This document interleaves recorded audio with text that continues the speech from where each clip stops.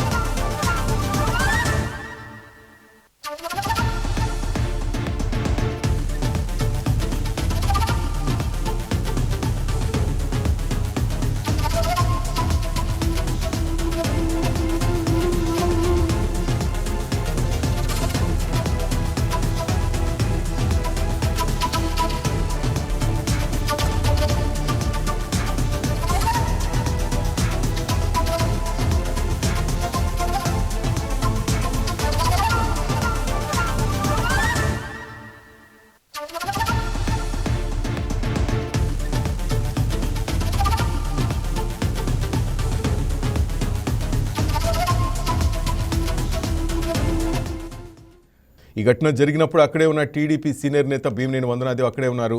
అసలు అక్కడ ఏం జరిగిందని ఆ వివరాలు వందనాదేవిని అడిగి లైవ్ ద్వారా తెలుసుకుందాం. మేడం నమస్తే. మేడం, ఏంటి రాంబాబు అంతా ఫైర్ కావడానికి కారణం ఏంటి మేడం? మేడం స్టేషన్లో ఉన్నారండి. ఇప్పుడు తిరుమల కల్తీ లడ్డు, ఈ తిరుమల కల్తీ నెయ్యి పెట్టి ఆ లడ్డూలు తయారు చేయించి వెంకటేశ్వర స్వామి భక్తులందరి మనోభావాలు దెబ్బతీసినటువంటి పరిస్థితి.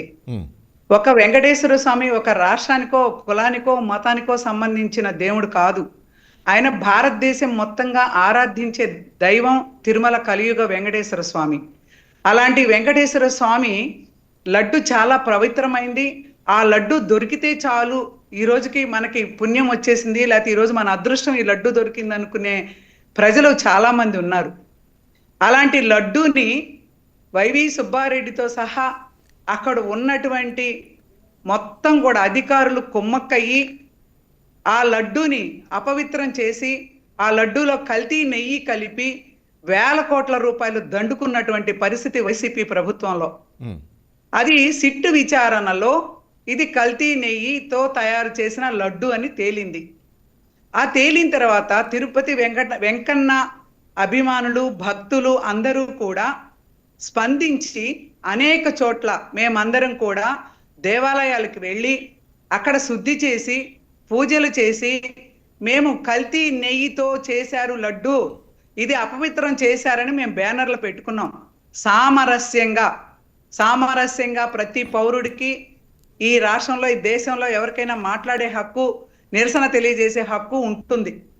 కానీ ఆ నిరసనలు వైసీపీ వాళ్ళు జగన్ చనిపోయిన వాళ్ళ యాత్ర చేస్తే రప్ప పొట్టేళ్లు నరికినట్టు జాతరలో నరికినట్టు నరుకుతామనే విధంగా తెలుగుదేశం పార్టీలో కానీ వెంకన్న భక్తులు కానీ ఎప్పుడూ చేయలేదు.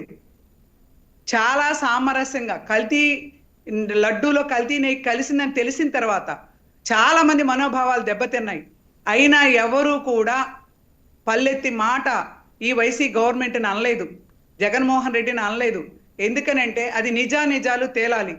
తేలిన తర్వాత ఎవరైనా వెంకటేశ్వర స్వామితో పెట్టుకుంటే వాళ్ళ చరిత్ర గతంలో 7 కొండలొద్దు 1 కొండ చాలు అన్న వాళ్ళ పరిస్థితి కనుమరుగైపోయారు. కనపడకుండా కనుమరుగైపోయిన పరిస్థితులు ఉన్నాయి. వెంకన్నతో పెట్టుకుంటే అలానే ఉంటుంది అనుకొని ఆ భక్తులందరూ కూడా చాలా సామరస్యంతో చాలా మనోధైర్యంతో ఉన్నారు.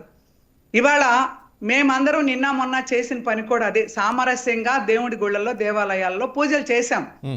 అది అంబటి రాంబాబు ఇవాళ గోరెంట్ల వెంకటేశ్వర స్వామి గుళ్ళో అన్నదాన కార్యక్రమం జరుగుతూ ఉంటే అక్కడికి వచ్చి ఈ అదోలు ఎవరు బ్యానర్లు కట్టారు, నేను చించేస్తానని చెప్పని మాట్లాడుతూ ఉన్నాడు.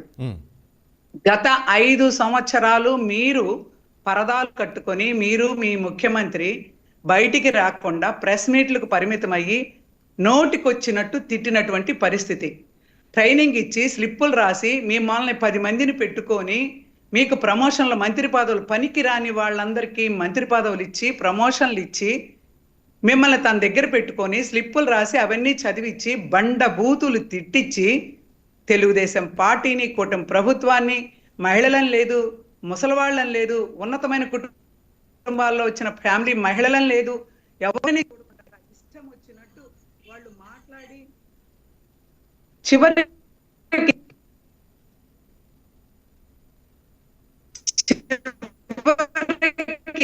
ఈ రాష్ట్ర ప్రజలు 11 సీట్ల పరిమితం చేశాల్లో ఎప్పుడు కూడా రాజకీయాలు ఎవరైనా ప్రతిపక్షం ఉండొచ్చు, అధికార పక్షం ఎప్పుడూ ఉంటుంది.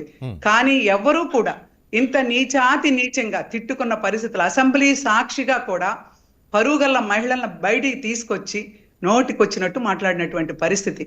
ఈ పరిస్థితి అంతా చూసి ఈ రాష్ట్ర ప్రజలకు భరించే శక్తి లేక 11 సీట్లకు పరిమితం చేశారు. పరిమితం చేస్తే ఏమన్నా సిగ్గుందా అండి? 11 సీట్లు ఎందుకు వచ్చాయి మాకు అని వెనక్కి తిరిగి పునరాలోచన ఏమన్నా చేసుకున్నారా? మా తప్పులేంటి అని అనుకున్నారా? లేదే. ఇంకా తప్పుల మీద తప్పులు, రప్పరప్ప నరకటాలు, ఇవన్నీ కూడా రెచ్చగొట్టే పరిస్థితి. ముఖ్యంగా అంబటి రాంబాబుది మొదట నుంచి కూడా రెచ్చగొట్టే పరిస్థితి. ఆయన నీటిపారుదల శాఖ మంత్రిగా చేసినప్పుడు మా సత్తనపల్లిలో ఓ నాడు నుండేది నోటిపారుదల శాఖ మంత్రి, లేకపోతే మల్లెపూల మంత్రి, లేకపోతే ఇంకో ఇట్లా నిక్నేములు అంబటి రాంబాబుకి అలా ఉండే. అరగంట మంత్రి, గంటా మంత్రి, ఇలా నీచమైన నిక్నేములన్నీ పెట్టుకున్న వ్యక్తి ఎవరన్నా ఉన్నాడంటే అంబటి రాంబాబు. రేపల్లెలో తంతే సత్తనపల్లి వచ్చి పడ్డాడు, ఇప్పుడు సత్తనపల్లిలో తంతే మళ్ళీ గుంటూరు వచ్చి పడ్డాడు, రేపు ఇక్కడ తంతే ఇంకెక్కడ పడతాడో తెలియదు. ఇది అంబటి రాంబాబు బతుకు, అంబటి రాంబాబు పరిస్థితి. అందుకనే ఆ బ్యానర్ చించుతానంటేనే ఎందుకు చించుతావు నువ్వు బ్యానర్లో? ఎందుకు చించాలి? సామరస్యంగా మేము కట్టుకున్న బ్యానర్ని లడ్డూలో కల్తీ నెయ్యి కలిసింది అని చెప్పి మేమేమన్నా చెప్పామా? సిట్టు నివేదిక ఇచ్చింది, సిట్టు విచారణలో తేలింది, అది ఎవరూ చెప్పింది కాదు. మీకు దమ్ముంటే, ధైర్యం ఉంటే రండి చర్చకి, బహిరంగ చర్చకి, నిరూపించుకోండి. ఇన్ని అవినీతి ఆరోపణలు మీ మీద వస్తా ఉంటే ఇంకా మీరు సిగ్గన్న లేకుండా బతుకున్నాను అని అనిపించుకోవడానికి అంబటి రాంబాబు తిప్పలు ఇవన్నీ ప్రయత్నము. అయితే ఇది నిజంగా అండి ప్రజానీకం చీకొడుతున్నారు ఇప్పటికి కూడా. ఎందుకు వీళ్ళకి ఇంకా బుద్ధి రాలేదు? ఎందుకు ఇంకా వెనక్కి తిరిగి చూసుకోవడం లేదు అంటే, అంబటి రాంబాబు నువ్వు చంద్రబాబు నాయుడు గారిని అనే స్థాయి అనేది, చంద్రబాబు నాయుడు గారిని విమర్శించే స్థాయి అనేది, నువ్వు నీ బతుకు ఆయన కాలి గోటి కూడా నీ బతుకంతా కలిపినా సరిపోదు. వందనాదేవి గారు, ఇక్కడ ఒక విషయం, వందనాదేవి గారు మీరు ఇలా మాట్లాడుతుంటారు కానీ ఇంతకు ముందు కూడా ఆయన చాలా కామెంట్ చేశారు. అప్పుడు కూడా మీరు ఎవరు ఏం చేయలేకపోయారు, ఎటువంటి చర్యలు తీసుకోకపోవటం వల్లే ఈరోజు ఆయన విధంగా మాట్లాడాల్సి వస్తుందని కూడా చాలా మంది టీడీపీ అభిమానులు అంటుంటారు. అయితే అండి చంద్రబాబు నాయుడు గారు ఒక్కటి నేర్పాడండి, కక్షకి కక్ష తీర్చుకోవటం వద్దు, పగకి పగ వద్దు.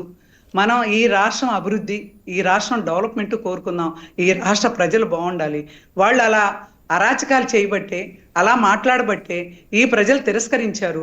మన మీద చాలా గౌరవం ఉంచి మనకి 154 సీట్లు ఇచ్చారు. కాబట్టి మనం దాన్ని అది ప్రజలకి అందించాలి తప్ప ఒక్కళ్ళ మీద మనం ఈ ఉన్న టైం 5 సంవత్సరాల టైము అమరావతి లేదు, పోలవరం లేదు, ఇంతకుముందు వాళ్ళు ఇచ్చిన హామీలు ఏమీ నెరవేర్చలేదు. అసలు అంబటి రాంబాబుకి అయితే పోలవరం కాపర్ డ్యామ్ అంటే తెలియలేదు, ఎక్కడ ఏమున్నాయో తెలియలేదు, అసలు ఏ డెవలప్మెంట్ లేదు, రోడ్లు ఎక్కడేసిన గుంటలు అక్కడే ఉన్నాయి. ఇన్ని అరాచకాలు, ఇన్ని రాష్ట్రాన్ని ఒక రకంగా చెప్పాలంటే కుక్కలు చింపిన విస్తర్లాగా చేశారు వాళ్ళు. అలాంటి పరిస్థితుల్లో ఇప్పుడు మనం అమరావతి ఏర్పాటు చేసుకోవాలి, ఉద్యోగాలు రావాలి, పేదలకు సంక్షేమ పథకాలు అందాలి, రాష్ట్రం డెవలప్మెంట్ అవ్వాలి, పోలవరం పూర్తి అవ్వాలి, ఉపాధి దొరకాలి. ఇవన్నీ ఆలోచించుకొనే చంద్రబాబు నాయుడు గారు ఏమైతే ఆయన హామీ ఇచ్చారో సూపర్ 6 పథకాలు అవి నెరవేర్చడానికి వాళ్ళు అప్పులన్నీ చేసి ఈ రాష్ట్రాన్ని వదిలేసి వెళ్ళిపోతే ఆ అప్పుల్ని తీర్చుకుంటూ ఈ సంక్షేమ పథకాలు అమలు చేసుకుంటూ పెన్షన్ల దగ్గర నుంచి, గ్యాస్ సిలిండర్ల దగ్గర నుంచి, అలాగే అమ్మకు వందనం దగ్గర నుంచి రైతు బంధు, ఇన్ని పథకాలన్నీ అమలు చేసుకుంటూనే ఈ రాష్ట్రాన్ని డెవలప్మెంట్ కోసం అహర్నిశలు ఆయన 24 గంటలు పనిచేసే వ్యక్తి చంద్రబాబు నాయుడు గారు. కూటమి ప్రభుత్వం. ఇవాళ రాష్ట్రంలో మీరు చూడండి, మహిళలకు ఎంత శాంతి భద్రతలు ఉన్నాయో. మహిళలందరూ అంత హ్యాపీగా ఉన్నారు. స్కూళ్ళకి వెళ్ళేవాళ్ళు, బళ్ళకి వెళ్ళేవాళ్ళు, వ్యవసాయానికి వెళ్ళేవాళ్ళు, ఉద్యోగాలకు వెళ్ళేవాళ్ళు, వ్యాపారానికి వెళ్ళేవాళ్ళు. మహిళలందరూ కూడా ఇవాళ హ్యాపీగా సంతోషంగా ఉన్నారు. ఇవాళ శాంతి భద్రత, లా అండ్ ఆర్డర్ ఇవాళ కంట్రోల్లో ఉంది. ఇలాంటి పరిస్థితుల్లో ఏదో ఒకటి క్రియేట్ చేయాలి. ఏదో ఒకటి క్రియేట్ చేసి నేను అంబటి రాంబాబు అనే నేను నీచుణ్ణి, నేను బ్రతికే ఉన్నాను అని చెప్పుకోవటం కోసం ఈ తాపత్రయం, ఈ తపన అంతా పడుతున్నటువంటి వ్యక్తి, విలువలు లేని వ్యక్తి అంబటి రాంబాబు అండి. మేడం, మీరు అక్కడే ఉన్నారు, కార్ దగ్గర లైవ్లో కూడా మేము చూస్తున్నాం విజువల్స్. ఆయన అడ్డుకునే ప్రయత్నం చేస్తున్నారు. కంప్లైంట్ అని ఇచ్చారా? ఒక ముఖ్యమంత్రిని ఆ విధంగా దూషించడం తప్పు కదా, మీరేమైనా కంప్లైంట్ చేశారా? కంప్లైంట్ ఇవ్వడానికే అది ప్రిపేర్ చేస్తున్నామండి. ఖచ్చితంగా మేము మహిళలందరం కలిసి కంప్లైంట్ ఇవ్వడానికి నిర్ణయించుకున్నాం. ఆ కంప్లైంట్ నోటు కూడా మేము తయారు చేస్తున్నాం. అది ఖచ్చితంగా ఆయన కంప్లైంట్ ఇస్తాము. అయితే ప్రభుత్వం కూడా, కూటమి ప్రభుత్వానికి కూడా మేము మహిళలను ఒక రిక్వెస్ట్ చేస్తున్నాం, అభ్యర్థిస్తున్నాం. ఖచ్చితంగా అంబటి రాంబాబుని అరెస్ట్ చేయాలి. ఖచ్చితంగా అరెస్ట్ చేయాలి. ఆ పదాలు, ఆ వార్డ్స్ చాలా అసహ్యంగాను, చాలా బాధగాను ఉన్నాయి. కాబట్టి ఇవాళ మేము కూడా ఆయన బాబు గారిని అన్న తర్వాత మేము అది కంట్రోల్ చేసుకోలేకపోయినటువంటి పరిస్థితి. ఎందుకంటే అండి, బాబు గారు ఎప్పుడు కూడా మహిళలను కానీ, యువత కానీ, ఎవరినన్నా పార్టీలో మేము డిబేట్లోకి వెళ్ళేటప్పుడు, లేకపోతే ఎక్కడన్నా ఛానల్లో మాట్లాడేటప్పుడు ఎవరు నోరు జారి మాట్లాడొద్దు. అప్పుడు వాళ్ళకి మనకి తేడా ఉండదు. మనం చాలా సామరస్యంగా, చాలా పద్ధతిగా మాట్లాడాలి.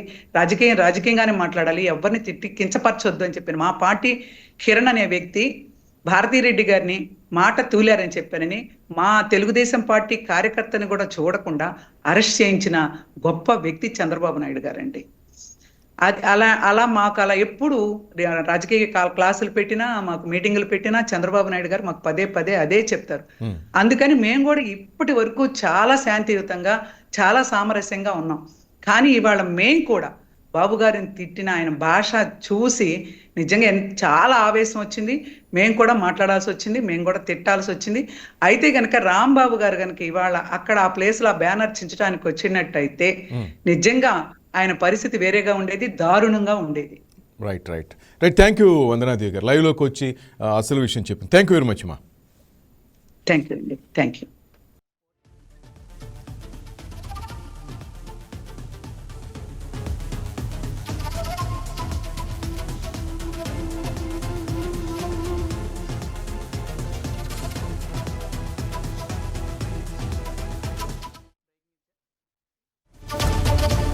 Please subscribe to YK TV Network. Please subscribe to YK TV. Please watch YK News.